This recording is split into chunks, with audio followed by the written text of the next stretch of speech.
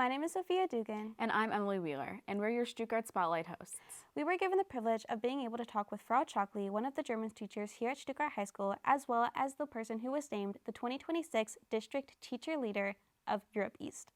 We talked to her about the experience at the summit she attended for the honor and about being a German teacher here at SHS. I hope you enjoy. Welcome, listeners! My name's Sophia Dugan. And I'm Emily Wheeler. And today we have a very special guest with us for our very first Stuttgart Spotlight podcast. We have our dear Frau Chalkley with us. She is a German teacher at Stuttgart High School as well as a National German Honor Society sponsor. And she was named the 2026 District Teacher Leader for Europe East, and she got to go to Alexandria, Virginia for the annual DODEA Teacher Leadership Summit. Frau Chalkley, how does it feel being our very first guest here for the Stuttgart Spotlight? It's really exciting. I think this is great that you guys can do such a wonderful project because I think it's the student voice that counts. Thank you so much. Yeah. What was your reaction to hearing that you got chosen for this opportunity?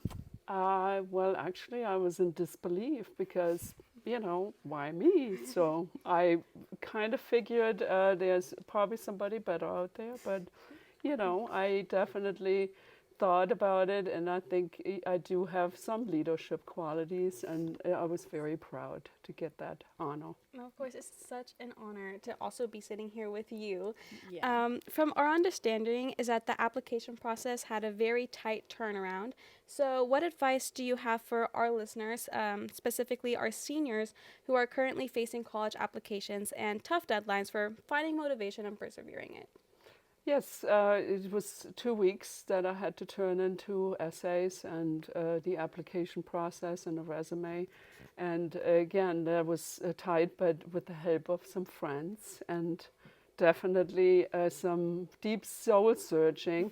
You had to finish it on time, of course, but I think the most important part was the help from friends, kind of asking whoever had done it before and to kind of get some advice. Yeah, that's great. That's very impressive. So what was your experience like at the summit? What did a day look like, and was it what you expected?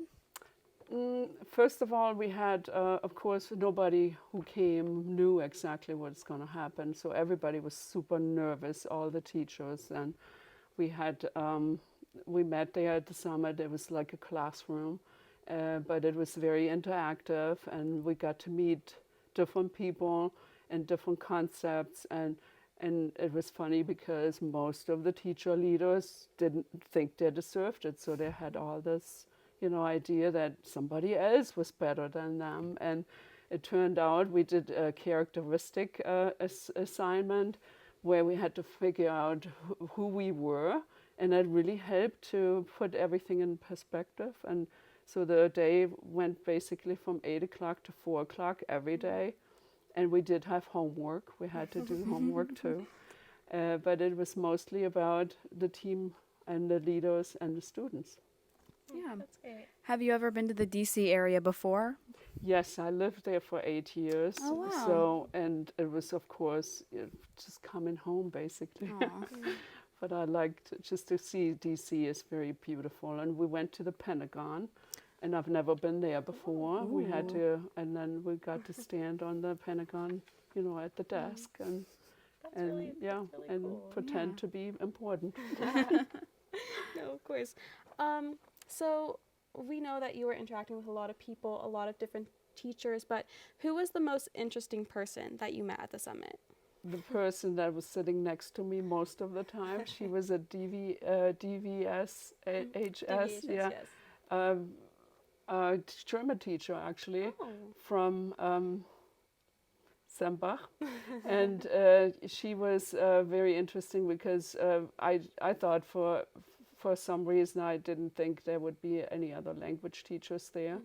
And she was so motivated and so inspiring that I really wanted to see everybody again too. And she had me, she had the same ideas than I did, and the project I'm going to do with her together. So it's going to be interesting. Very exciting. Yeah. Well, that leads perfectly into our next question, because we were going to ask, being not only a German teacher, but also being born and raised in Germany, do you think you brought some sort of unique perspective to the summit? Well, my perspective was mainly because I thought I was valuable in terms of, because most of the time my students, I have them for 3 years because I teach the upper level German. And so getting to know the kids very well, it fits well into the blueprint, the DODIA blueprint, because we always strive for the whole child and the military families, and we also, want student excellence. And I think it doesn't happen in a quick moment. It doesn't happen in a year, but it happens over time, and it's really great to see the kids evolve. And I think I could bring that perspective into the room because most teachers were teachers that had the students 1 year.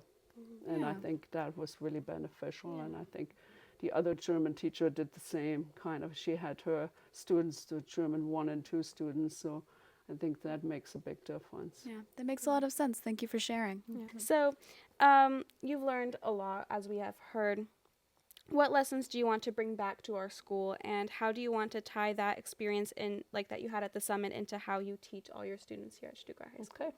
So I think it was important. We not only learned a lot about student excellence and what it looks like, it also has to do with teacher leaders at the local level.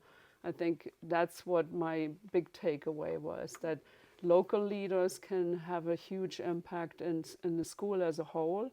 But for my German students, my action project, research project, will really benefit my students, particular, or the language students, because we will look at the STAMP test, which is our language assessment, and we're looking at the data, and the data will then decide. We are going to decide as a team to increase student exposure to AI, how to and help them how to learn, how to speak better in a language. It doesn't matter if it's German or Spanish, but that is definitely a big plus point. I want to bring that back. Yeah, that's amazing. Yeah, and that ties perfectly into our next question again. So you've mentioned a couple times about that project, and that sounds really interesting. Is there anything else you want to share? What does the timeline for that look like? Yes. So the project, everyone at the summit had to, think about a problem that they could solve in their own school or even within their own class. And our biggest problem, because we did school collaboration, so faculty collaboration, we also discovered that the data shows that in foreign language we have not achieved very well in speaking. And so the project is going to, how do we increase speaking exposure to the students so they can improve? And we discussed also at the summit that we can use AI to increase speaking, and this is going to have to basically happen within the next 2 years, because the project and the summit has a cohort of 2 years, and we get checked frequently. So basically in February we're going to have another short little local summit in Wiesbaden, and then we get to share out, and we have really great top leaders who are really involved in our projects, and they always check up on us. So it's going to, hopefully after 2 years, we have a complete project, and that would work. I would love to see that grow as a project. But another one of our questions is, why do you enjoy being a teacher so much? Well, I think the diversity of the students, because we have students from military bases that obviously they had to move a lot. So they bring in a whole different perspective. When I meet the students, we have students from German school who bring in a completely different cultural aspect. And then we have students who are brand new to Germany, and they're scared, they don't know what to do. And so we kind of enjoy that, bringing them all together, creating a base for students to feel their strength and share that with other people, so other people can learn from that. And that's really very unique to, I think, Stuttgart and the DODIA system, I think. Yeah. Yeah. Thank you so much. So now we'll get into some more of the fun questions. So, what is your favorite German phrase or word that doesn't have a exact or direct equivalent in English? I think I would probably shoot for Gemütlichkeit because that's a comfort level. We can't translate that word, but it has multiple words enrolled in that. Basically, it's comfort, it's well being, it's feeling well and wanted and happy, and it has everything in there. And I think that's a word that if everybody has this Gemütlichkeit, students and teachers, they can really relax and enjoy learning and enjoy being together in the community. I love that word. To end our podcast off on a high note, we have asked a student and a teacher to ask you a question. So we have a recording of them right here. Our first teacher is Chef Hübner. She has, I really like the question that she asked, and I hope you do too as well. Hi, Frau Chalkley. This is Chef Hubner. I have a question. Since you teach foreign language, how long did it take you to master English, since your first language is German? Oh wow. I still learn English every day. And I love to learn from my students because they have new words. And of course, I'm a little bit older and I love to learn new words from students. And they may be just youth language, but it's exciting.